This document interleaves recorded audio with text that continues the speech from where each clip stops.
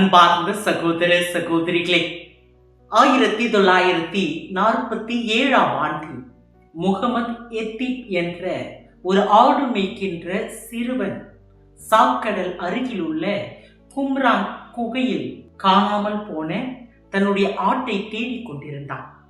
அப்பொழுது அங்கிருந்த ஒரு குகையில் தனது ஆட்டை பயமுறுத்தி வெளியே வர வைப்பதற்காக கற்களை எறிந்தபோது மண்பாண்டங்கள் உடையும் வித்தியாசமான ஒரு ஓசையை அவன் கேட்டான்.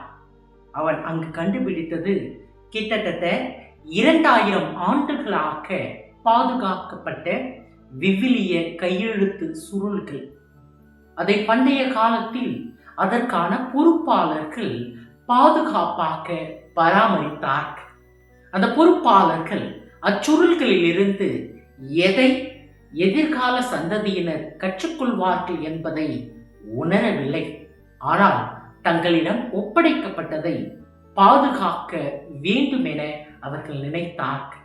என்று நாம் கடவுளின் வார்த்தையை பற்றி தியானிக்க மற்றும் விவிலிய மேற்படிப்புகளை தொடர அவை பயன்பட்டு கொண்டிருக்கிறது.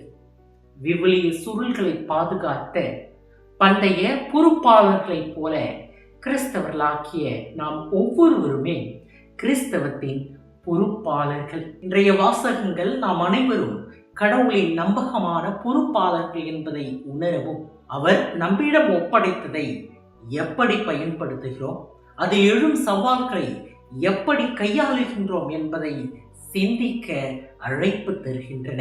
அன்பார்ந்தவர்களே, பொறுப்பாளர் என்னும் வார்த்தை ஒய்கோனோமியா என்ற கிரேக்க வார்த்தையிலிருந்து வருகிறது. இது வீட்டு நிர்வாகம் என்று பொருள்படுகிறது. இயேசு வாழ்ந்த காலத்திலே ஒரு பொறுப்பாளர் தனது எஜமானின் சொத்துக்களை முழு அதிகாரத்தையும் பெற்று அதன் செழிப்புக்கும் அதை சார்ந்திருக்கும் அனைவரின் நலனுக்கும் பொறுப்பாக இருப்பார். இந்த பின்னணியில் நற்செய்தியில் இயேசுவின் வார்த்தைகள் நாமும் இறைப்படைப்பின் மற்றும் கிறிஸ்தவத்தின் பொறுப்பாளர்கள் என்பதை உணர செய்கின்றது. ஆண்டவராகிய கடவுள் இவ்வுலகை படைத்து அதில் மனிதனை படைத்து படைப்புகளின் பொறுப்பாளர்களாகவே நம்மை நியமித்துள்ளார். நற்செய்தியில் இயேசு நேர்மையற்ற பொறுப்பாளரின் முரண்பாடான செயலை உவமையாய் கொடுக்கின்றார். வீட்டு பொறுப்பாளரின் நேர்மையின்மைக்காக அல்ல, மாறாக அவனது புத்திசாலித்தனத்திற்காக அவன் பாராட்டப்படுகின்றான். இங்கு அவனது செயல்கள் 4 நிலைகளை கொண்டுள்ளது. இன்றைய நாளிலே இந்த 4 நிலைகளின் பின்னணியிலே சற்று நாம் தியானிப்போம். முதலாவதாக பொறுப்பற்ற நிலை. இது ஒரு பாவ நிலை என்று கூட நாம் சொல்லலாம். செல்வந்தன் ஒரு பொறுப்பாளரை வைத்திருந்தான். அவன் தலைவரின் உடைமைகளை பாழாக்கியதாக அவர் மீது பழி சுமத்தப்பட்டது. லூக்கா 16:1. அவனது கவனக்குறைப்பு வீண் செலவுக்கு வழிவகுத்தது. அதனால் அவனது தலைவர் அவரை கூப்பிட்டு, உன் பொறுப்பில் உள்ள கணக்கை ஒப்படையும், இனி வீட்டு பொறுப்பாளராய் நீ இருக்க முடியாது என்று அவரிடம் கூறினார். இது நமது பொறுப்பற்ற மற்றும் பாவ நிலையை குறிப்பதாக இருக்கின்றது. கடவுளால் நமக்கு கொடுக்கப்பட்ட உறவுகள், வாய்ப்புகள் மற்றும் திறமைகளை தவறாக பயன்படுத்துகின்ற ஒரு நிலையாகும். இது நம்மை படைத்தவரின் அன்புக்கு எதிராக நம்மை மாற்றுகின்றது. செல்வந்தரின் பொறுப்பாளர் தன் பணியை இழந்தது போல நாமும் ஆண்டவரின் உறவிலிருந்து பிரிந்து வாழ்வில் பல சவால்களை சந்திக்கின்றோம். யார் நாம்? பொறுப்புகளில் பொது பணத்தை வீண் செலவு செய்கின்றோமா? பொது பதவியை தனிப்பட்ட லாபத்திற்காக பயன்படுத்துகின்றோமா? அல்லது பொருளுக்காக தங்களுடைய குடும்ப பொறுப்புகளை புறக்கணிக்கின்றவர்களாக இருக்கின்றோமா? நமது நேரம், திறமைகள், குடும்ப உறவுகள் மற்றும் வளங்களை கடவுளால் நமக்கு கொடுக்கப்பட்ட பரிசுகள் என்று உணராத பாவிகளாக நாம் வாழ்ந்து கொண்டிருக்கின்றோமா என்பதை இன்றைய நாளிலே நாம் சற்று சிந்தித்து பார்ப்போம். இரண்டாவதாக தன்னிலையை உணர்தலின் நிலை. இது ஒரு மனமாற்றத்தின் நிலை. தன் வேலையை இழக்கும் சூழலுக்கு தள்ளப்பட்ட பொறுப்பாளர் சுய சிந்தனையின் தருணத்தை கொண்டிருந்தான். நான் என்ன செய்வேன்? வீட்டு பொறுப்பில் இருந்து என் தலைவர் என்னை நீக்கிவிடப் போகிறாரே. மண் வெட்டவோ என்னால் இயலாது, இறந்து உண்ணவும் வெட்கமாய் இருக்கிறது. லூக்கா 16:3 என அவன் தன் நிலையை மற்றும் தனது வரம்புகளை உணர்கின்றான். இந்நிலை நாம் பாவம் செய்யும் போது மற்றும் நம்மிடம் ஒப்படைக்கப்பட்ட பொறுப்புகளில் இருந்து தவறும் போது நமது நிலையை முற்றிலும் அறிந்திருக்க நம்மை அழைக்கிறது. இதுதான் பாவ சங்கீர்த்தனம் என்னும் திருவருட்சாதனத்திற்கு நம்மை தயாரிக்கும் மிக முக்கியமான ஒரு நிலையாக இருக்கின்றது. பாவம் செய்தலை காட்டிலும் தன் நிலையை உணராமல் அந்த பாவத்திலே நிலைத்திருத்தல் மிகவும் ஆபத்தானது என்பதை இன்றைய நாளிலே நாம் உணர்ந்து வாழ்ந்து கொண்டிருக்கின்றோமா என்பதை சற்று சிந்தித்து பார்ப்போம். மூன்றாவதாக முன்மதியின் நிலை. இது நாம் செய்த தவறை, பாவத்தை சரி செய்கின்ற ஒரு நிலையாகும். நற்செய்தியில் பொறுப்பாளர் தனது தலைவரின் கடனாளிகளின் கடன்களை குறைக்கின்றார். இங்கு எதிர்காலத்திற்கு நண்பர்களை அவன் உருவாக்குகின்றான். அவனது செயல்பாடு நேர்மையற்றதாக இருப்பினும் அது புது வாழ்வுக்கான முயற்சியாக மற்றும் அவனது முன்மதியை வெளிக்கொணர்வதாக இருப்பதை நாம் பார்க்கின்றோம். அன்பார்ந்தவர்களே, இந்த மாற்றம் சக்கேயுவினுடைய கதையை பிரதிபலிக்கின்றது. லூக்கா 19 முதல் 10 வரை உள்ள இறை வார்த்தைகள். சக்கேயு இயேசுவை சந்தித்த போது அறிவித்தார், ஆண்டவரே, எனது சொத்துக்களில் பாதியை ஏழைகளுக்கு கொடுக்கிறேன். யாரிடமிருந்தாவது ஏதாவது பறித்திருந்தால் அதை 4 மடங்காக திரும்ப கொடுக்கின்றேன். செல்வந்தனின் பொறுப்பாளர் மற்றும் சக்கேயு இருவரும் தாராளமயத்திற்கு, அதாவது சுயநலத்திலிருந்து பிறர் நலத்திற்கு இங்கு நகர்கின்றார்கள். இது பாம்புகளைப் போல முன்மதி உடையவர்களாகவும் புறாக்களைப் போல கபடற்றவர்களாகவும் இருங்கள். மத்தேயு 10:16 என்னும் இந்த இயேசுவினுடைய வார்த்தைகளை நமக்கு நினைவுபடுத்துகின்றது. இந்த நிலை கிறிஸ்தவர்களாகிய நம் ஒவ்வொருவரையும் நமது பாவ நிலையை உணர்வது மட்டுமன்றி அதற்கான முயற்சி எடுக்கவும் அழைப்பு தருகின்றது. இந்த நிலை நம்மை பாவ சங்கீர்த்தனம் செய்யவும் அதற்கான பரிகாரங்களை செய்யவும் அழைக்கின்றது.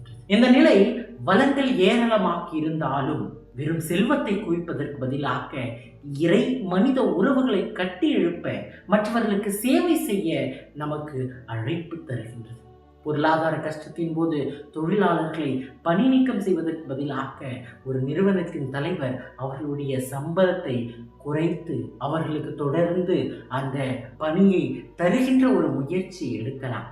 ஒரு குடும்பம் தங்கள் குழந்தைகளின் கல்விக்கு அல்லது வயதான பெற்றோரினுடைய கவனிப்புக்கு ஆதரவு தர தங்கள் வாழ்க்கை முறையை அவர்கள் தேர்வு செய்வதற்கு முயற்சி எடுக்கலாம். 4வதாக புது வாழ்வுக்கான நிலை. இது இறை பிரசன்னத்தின் நிலை என்று நாம் கூறலாம். பார்ந்தவர்களே, இறுதியாக பொறுப்பாளர் தலைவரின் எதிர்பாராத பாராட்டை பெறுகின்றார். தலைவர் நேர்மையற்ற பொறுப்பாளரை அவனது விவேகத்திற்காக பாராட்டினார். லூக்கா 16:8 இங்கு நமது பொறுப்பற்ற மற்றும் பாவ நிலையை உணர்ந்து அதிலிருந்து வெளிவருவதற்கான பல்வேறு முயற்சிகளை எடுக்கும்போது நாம் ஒவ்வொருவருமே இறை பிரசன்னத்திற்குள் நுழைகின்றோம் என்பதை நாம் புரிந்து கொள்கின்றோம். இன்றைய முதல் வாசகத்தில் ஆமோஸ் ஏழைகளை சுரண்டி சுயநலத்திற்காக செல்வத்தாய் கையாளுபவர்களை கடுமையாக கண்டிக்கின்றார். நேர்மையற்ற தனத்தையும் பேராசையையும் கடவுள் மறக்க மாட்டார் என்று அறிவிக்கின்றார். அனைவரின் நன்மைக்காக வளங்களை நிர்வகிப்பதற்கு பதிலாக மக்கள் அவற்றை அடக்குமுறைக்கு பயன்படுத்துகிறார்கள்.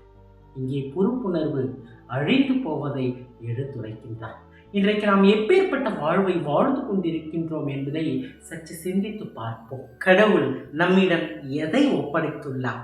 கடவுளால் நமக்கு கொடுக்கப்பட்ட உறவுகள், வாய்ப்புகள் மற்றும் திறமைகளை நாம் உணர்ந்திருக்கின்றோமா என்பதை சிந்தித்து பார்ப்போம்.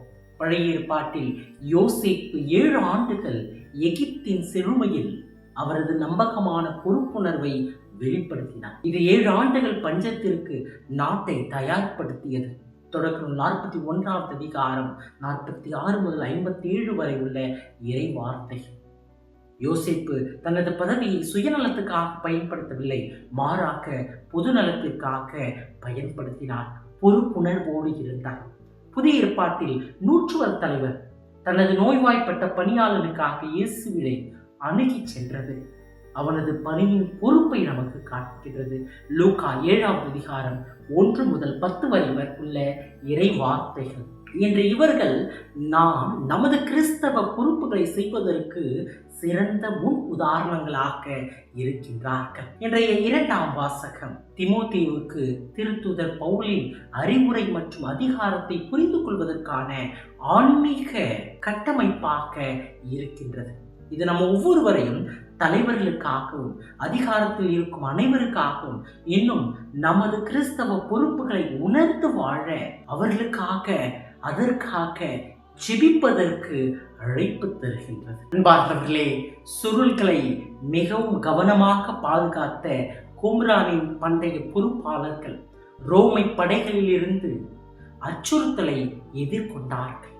ஆயினும் அவர்கள் தங்கள் விலை மதிப்பற்ற அந்த சுருள்களை ஜாடிகளில் அடைத்து குகைகளிலே மறைத்து வைத்தார்கள். அவர்களின் நம்பகமான பொறுப்புணர்வு 2000 ஆண்டுகளுக்கு பிறகு அறிஞர்களுக்கும் நம்பிக்கையாளர்களாக்கிய நம்ம ஒவ்வொருவருக்கும் பயனளித்துக் கொண்டிருக்கிறது. இறைவன் நமக்கு கொடுத்த பொறுப்புகளில் நிலைத்திருக்க வாழ்வின் சவால்களை நாம் ஏற்றுக்கொள்ள வேண்டும். அதிலிருந்து வெளிவர முன்மதியோடு செயல்பட வேண்டும். நன்று நம்பிக்கைக்குரிய நல்ல பணியாளரே, சிறிய பொறுப்புகளில் நம்பிக்கைக்குரியவனாக இருந்தீர். எனவே பெரிய பொறுப்புகளில் உம்மை அமர்த்துவேன். உன் தலைவனாகிய என் மகிழ்ச்சியில் நீரும் வந்து பங்கு கொள்ளும். மத்திய 25:21 எனும் இந்த இறை வார்த்தை என்ற நாளிலே நாம் நினைவு கூறுவோம். இறையாட்சியில் பங்கேற்க கிறிஸ்தவத்தின் சிறந்த மற்றும் நம்பகமான பொறுப்பாளர்களாக வாழ முயற்சி எடுப்போம். அன்பார்ந்தவர்களே, நாம் ஒவ்வொருவருமே நம்முடைய திருமுழுக்கின் வழியாக இந்த கிறிஸ்தவத்தின் பொறுப்பாளர்களாக மாறுகின்றோம். இந்த கிறிஸ்தவம் நமக்கு தருகின்ற பொறுப்புகளை சிறந்த முறையிலே செய்வோம். இந்த இறைவனுக்கு சான்று பகருவோம். இந்த பொறுப்புகளில் இருந்து தவறிய தருணங்களை நினைத்து மனம் திருந்தி ஆண்டவரிடம் மன்னிப்பு கேட்போம். மீண்டுமாக இறையாட்சியில் நுழைவோம். இறைவன் நம் ஒவ்வொருவரையும் ஆசீர்வதிப்பார்.